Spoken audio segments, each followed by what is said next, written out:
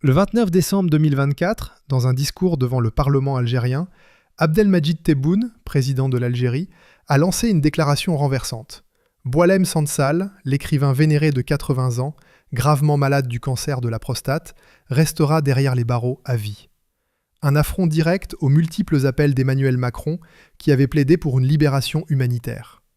La France, tiraillée entre le Rassemblement national et les barrières médiatiques, érigées par les élites pour museler les voix dissidentes, observe ce clash avec un mélange de choc, de frustration et d'incrédulité. C'est exactement ce qui se passe en ce moment. Selon Le Figaro et Jeune Afrique, Tebboune a qualifié Sansal d'imposteur envoyé par la France pour déstabiliser l'Algérie, accusant Paris d'instrumentaliser l'affaire pour mobiliser l'opinion internationale contre Alger. Macron, piqué au vif, a répondu dans une allocution télévisée en mars 2025, appelant à la clairvoyance de Tebboune et à la défense des droits humains. Mais ces propos ont été tournés en dérision par des leaders conservateurs comme Giorgia Meloni et Viktor Orban, ainsi que par des commentateurs sur X. Soutenu par des médias complices qui minimisent l'ampleur du scandale, Macron invoque la diplomatie et la coopération franco-algérienne.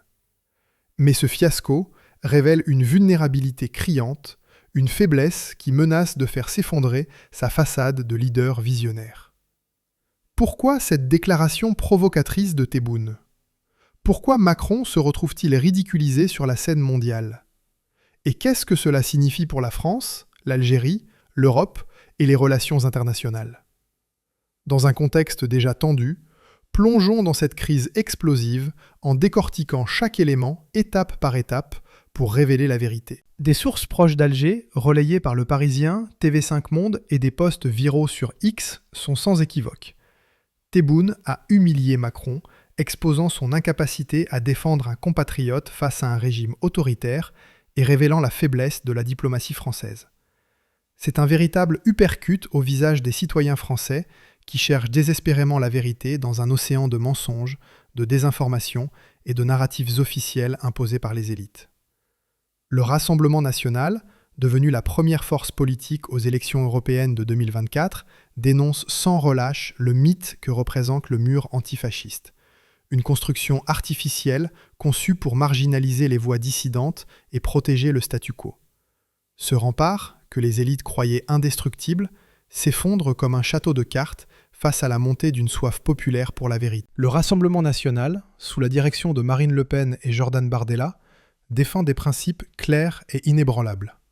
Souveraineté nationale, sécurité des Français et retour au bon sens politique. Une ligne qui résonne avec des figures conservatrices internationales comme Giorgia Meloni, Donald Trump et Viktor Orban, qui critiquent l'inaction et l'arrogance de Macron. Tous appellent à une transparence absolue dans les affaires internationales, sans concession ni tabou. Tebboune, dans son discours de décembre 2024, a accusé Sansal d'avoir remis en cause l'intégrité territoriale de l'Algérie en déclarant dans une interview aux médias d'extrême droite Frontières, en octobre 2024, que des territoires algériens appartenaient historiquement au Maroc. Cette affaire, selon l'opinion, est devenue un levier politique pour Alger contre Paris, exacerbé par la reconnaissance par Macron en juillet 2024 d'un plan d'autonomie sous souveraineté marocaine pour le Sahara occidental. Une décision qui a envenimé les relations franco-algériennes.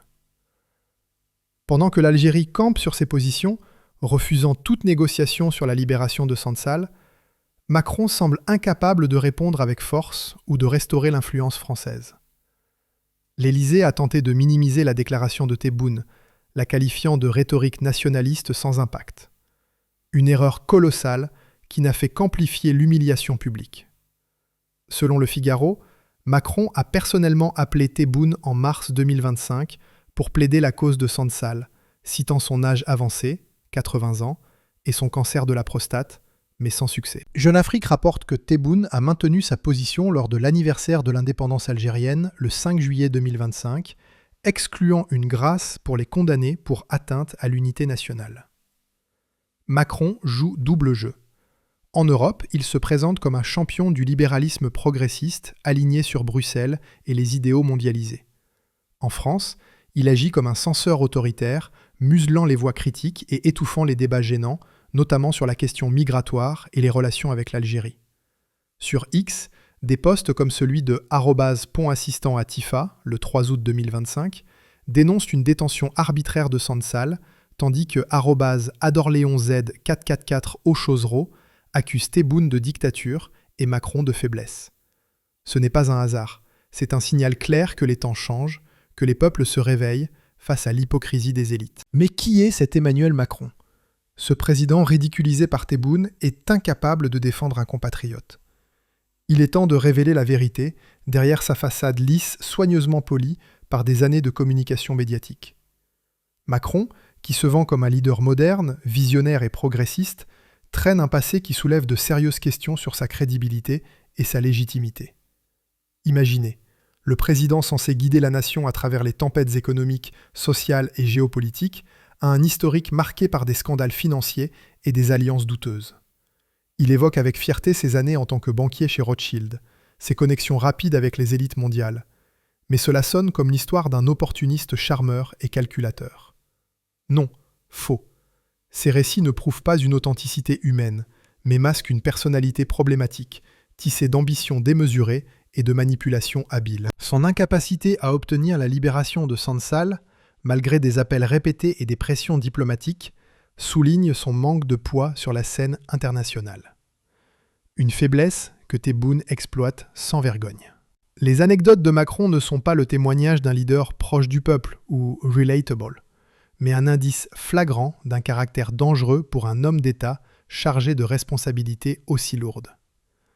Son manque de respect pour la transparence révèle un mépris profond pour les citoyens ordinaires, surtout lorsqu'ils osent remettre en question ses intérêts personnels ou politiques. Ce trait se retrouve tout au long de sa carrière. Souvenez-vous du scandale des retraites en 2020, où il a imposé des réformes en secret, brisant ses promesses de dialogue social et provoquant des mois de manifestations violentes dans les rues de France. L'homme qui jouait avec les règles économiques chez Rothschild est aujourd'hui celui qui joue avec la Constitution française, contournant le Parlement à coups de 49.3 dès que cela sert ses desseins. Sa gestion maladroite de l'affaire Sansal, comme rapporté par Le Point, n'est qu'un prolongement de cette mentalité. Un président qui préfère nier, minimiser et esquiver plutôt que d'affronter la réalité avec courage et détermination. Que dire de son arrogance intellectuelle qui frise l'hubris ? Les échecs répétés de Macron, particulièrement en diplomatie, mettent en lumière une ignorance criante des réalités nationales et des aspirations profondes du peuple français. Lui qui doit négocier sur la scène mondiale avec des puissances comme la Russie, la Chine, les États-Unis ou l'Algérie, n'a jamais jugé nécessaire de s'adapter aux préoccupations quotidiennes des Français. Chômage, insécurité, pouvoir d'achat en chute libre. Son choix de carrière, passant de la banque à la politique par pur opportunisme en sautant les échelons traditionnels de l'engagement public, témoigne d'un pragmatisme froid, dénué de toute passion authentique pour le service de la nation. Ce manque de curiosité et d'empathie imprègne sa politique. Il croit pouvoir résoudre des crises complexes, énergie, inflation galopante, tensions géopolitiques, relations avec l'Algérie, avec des recettes simplistes de banquiers d'affaires, des solutions technocratiques déconnectées de la réalité. Le résultat ? Des échecs en cascade, des promesses brisées et une France plus fracturée que jamais.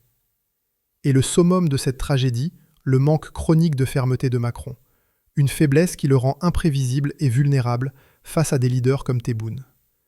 Il a toujours esquivé les confrontations difficiles, préférant les compromis boiteux ou les reculades face à la pression populaire ou internationale. Ce schéma traverse toute sa vie. Il a perdu des batailles internes au sein de son propre mouvement et s'est adapté au vent libéral dominant, abandonnant toute conviction initiale pour suivre les tendances mondialisées.